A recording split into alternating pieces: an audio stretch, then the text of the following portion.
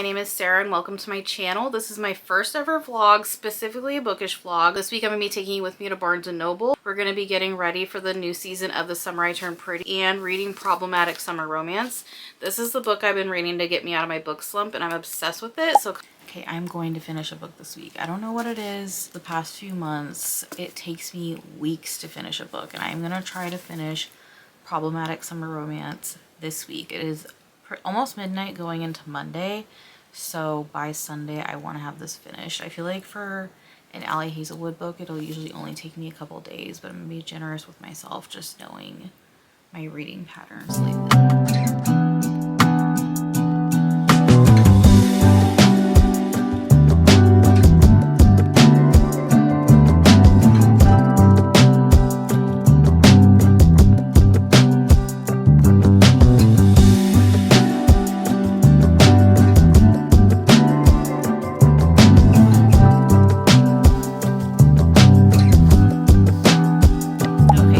Talk a little bit about where I'm at so far with this. Yeah, I'm about 72 pages in. I need to read 50 pages by tonight. So far we've only had about 2 interactions between Connor and Maya, but they've been pretty funny so far. Like there was one little scene where she was acting super nervous and he like kind of locked her in a room for a second and was like, "What is going on with you?" I was talking to my friend about this today and I was like, well, you should give this one a try because it feels like Ali Hazelwood and the fact that Connor's always talking about his job, and I don't know, it's like either like a tech or a finance type job. So I'm like, it kind of feels like Ali Hazelwood, but they're off on this Italian vacation, so in other ways it feels completely different for her. And I don't feel like we've had like a summary kind of romance from her before. Also, the scene where they're in the past and Connor just randomly shows up at Maya's apartment before they even really know each other and then the chapter just ends, my jaw dropped. I like dropped my book and it made me feel like I was reading a billionaire romance kind of, because I don't think he's a billionaire, but that's like the type of gestures you only see in those kind of books because only really wealthy men could do something like that. And I actually would like if Ali Hazelwood did a billionaire romance because I feel like she would have a different take on it than most people. So I got distracted doing a little TikTok scroll, and why did I think The Summer I Turned Pretty season 3 comes out on Friday? I've been listening to the audiobooks all week and I was like, okay, I can do all 3 by Friday, no problem. They're only about 5 to 6 hours each. Come to find out, I have until midnight and I just started the second book today.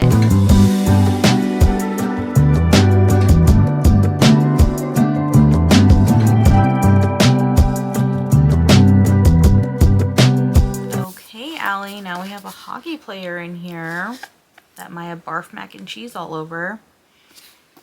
Ali, don't ever change, but if you do want to start sprinkling in some hockey players and billionaires in your stories, I won't be mad at that either. I'm really liking this for you. Something that is really annoying me about Connor is that he keeps making these little side comments to people about how Maya is just a little kid or she was just a little kid, and it's super annoying. I don't talk to people like that are younger than me. That's super weird to me.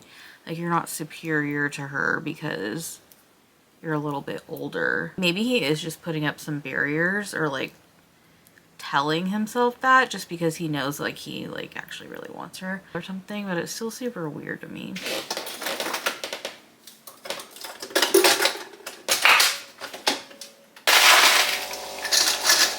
It's the next day and I'm getting ready to start work. I have a work from home day today. I was getting, in the last clip, I was getting a little bit annoyed by Connor, but when I see little bits of them in the past, it makes me like him a lot more. There was this one part where she made a joke asking if he was a billionaire because, you know, he traveled so far to see her, and he got so offended and was like, I am not a billionaire, and I actually really appreciated that about him, even though I was making jokes that like, oh, it would be really cute if this was a billionaire romance. In reality, I wouldn't love, obviously we don't love billionaires.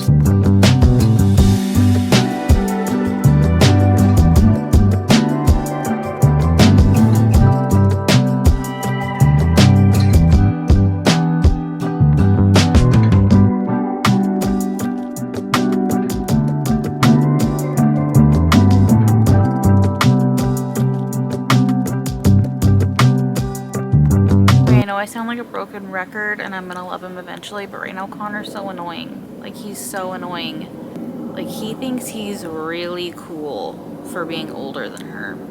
And he's not. He's not that cool. He brings it up a lot. And not like in a, oh, this is wrong, like we're not close enough in age way. It's just he's bringing it up like, haha, you're younger, ha ha ha. I don't get it. It's really weird.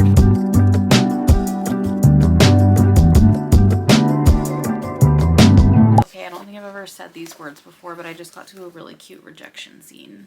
Connor just let Maya down in one of the scenes in the past, and it was the right thing to do because she was still only 20, but to let her down, he got her a bread machine because she mentioned that she likes fresh bread. That's the sweetest rejection I've ever heard in my life.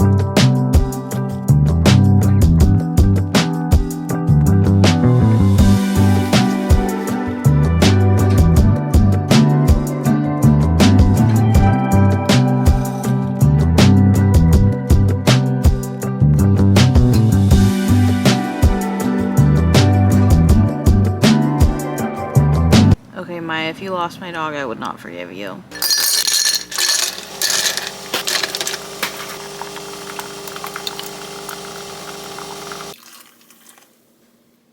So it's Saturday. I had to do some work this morning, so I'm a little bit behind where I wanted to be. I need to run some errands today. I am taking my MacBook to the Apple store because the screen's been broken on it for actually a couple years now. I've just been hooking it up to a monitor whenever I want to use it, but if I'm going to be editing, I don't really want to be doing all of it on my iPad. I want to go to a coffee shop. I haven't really talked about it, but I make a lot of bookish art, and then on my Instagram I do commissions for other like bookish creators for their profile pictures, so I want to put a new commission sheet together. So I'm just going to be sitting at a coffee shop and working on that. And then in that same shopping center, there's a barn, so I want to stop by there too. Okay, also, I only have about 130 pages left of Problematic Summer Romance, and I can finally say that I love Connor. I knew that it was coming, and not that I hated him before, but just that, like I said, him bringing up her age so much, I'm like, get over it or get over her. Now it's like he's still kind of a jerk, but in a way that you like that you want from your MMC. There's just tension now. I also want to say, as much as I love Maya, I do kind of get why Connor was being a jerk, but just because he tells her no so many times and she won't take no for an answer. She's like, I know that you like me, but he can't get past her age, and that's totally up to him. I just didn't like that he was like making fun of her for it. I mean, it works for me because then we get to see all the good stuff, but in real life I would be like, come on, like you need to let it go. I don't want to give any spoilers, but she made a big boo-boo with something regarding her brother and something that's really important to her brother. It's kind of not clear if it's her fault or her brother's fault, but she feels really guilty about it, and she's trying to rectify that with the help of Connor, and I hope it goes well because I'll be really upset if it doesn't. If you know, you know. I don't want to give too much away, but we're at the point right now where the wedding's kind of falling apart and they're trying to save it. Okay, one more thing before I go, because I realized I haven't been given any updates on my progress with The Summer I Turned Pretty, and the new season came out I think 2 days ago now. So I'm still on the second audiobook. I have not been listening as much as I want to, just because work has been so crazy that I need all my focus on the computer screen. But I will say I'm very surprised that I like the second book so far more than I like the first. And with the show, it's the complete opposite. Like the show, the first season, it just gives you that like cozy summer vacation with your family feeling, even though it's really sad. But the second one, I loved it, but it was just different. The whole season is just trauma, and I just don't get those warm and fuzzy feelings. So I never rewatched that season. But I think the reason I'm liking the second book better is because the first book is very pulled back. You're not getting a lot of super specific scenes. It feels like someone wrote it like as if they were telling you a story that happened 10 years ago. So their memory's a little fuzzy.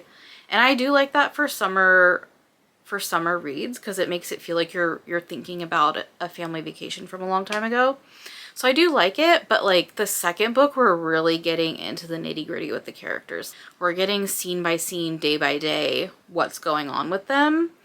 I'm kind of torn because like I said, for summer reads, I do like that. There's the other book, I forget the name of it.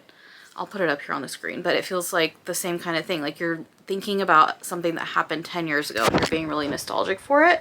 So it's a little fuzzy, but this one, like, I don't know, like I feel like we get more of the character's personality in this one. I haven't seen the aunt show up. Is she even in the second book? Like I'm really not that far. The boy's dad showed up and like I do not like him. I already didn't like him from the show, but we barely saw him, so I was like whatever.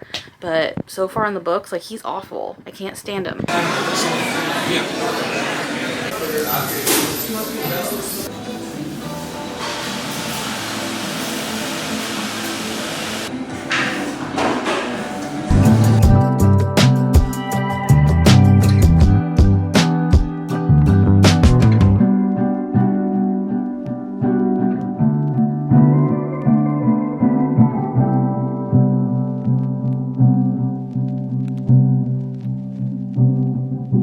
Okay, I'm just gonna very quickly show you what I got. Literally just a manga.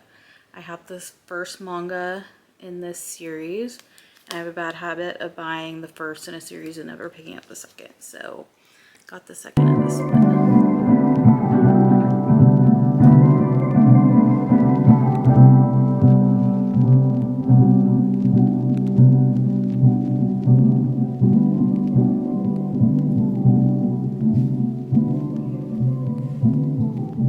Okay, am I the only one that thinks that the age gap in this is just a little overstated in here? Maya was at the vet with her brother, who's, I'm pretty sure that he's Connor's age.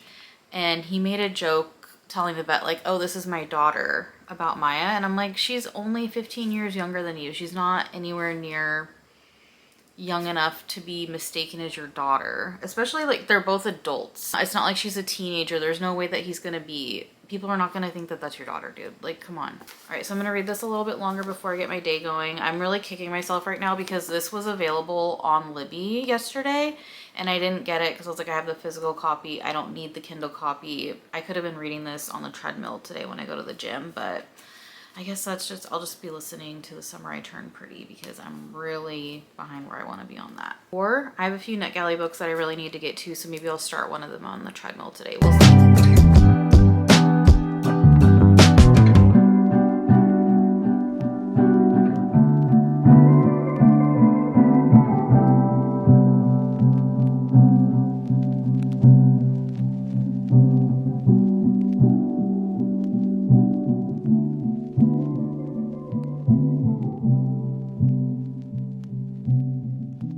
Okay, everyone, I did it. I finished Problematic Summer Romance in a week. Well, it was a week in one day, but I also listened to all three The Summer I Turned Pretty audiobooks. So I feel like 4 books in a week is really good for getting out of a reading slump. I will tell you my ratings really quick for Problematic Summer Romance. It was a 4 out of 5. I will do a more in-depth review about all 4 books on my wrap-up this month. Thank you guys so much for watching this vlog. It was my first one. It was really fun. I did just start Love and Other Words last night and I was almost crying just in the prologue, so I probably will be vlogging this as well.